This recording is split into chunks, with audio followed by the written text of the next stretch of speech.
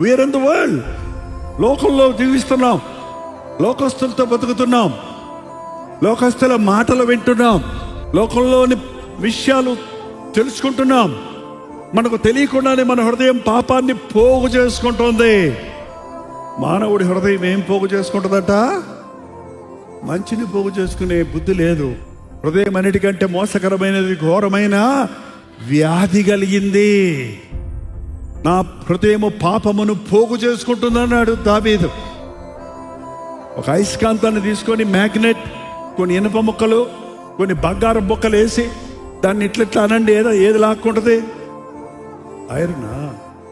Okay. తుప్పు పట్టిపోయిన ఆయన ఎందుకమ్మా బంగారం లాక్కో? ఎంత తెలుసా? ₹1,00,000 అయిపోయింది ఇప్పుడు.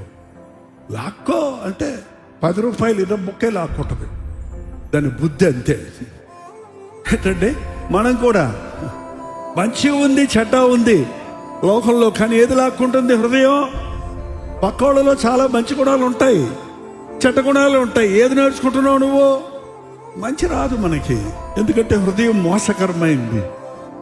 మనకు తెలియకుండానే ఎన్నిసార్లు వాక్యాలు విన్నా ఆ వాక్యాలు నీ హృదయంలో ఉండవేమో, కానీ 2-3 సార్లు ఒక బూతు మాట వింటే నీ కోపం వచ్చిన బూతు మాట నీ నోట్లో నుంచి వస్తుంది.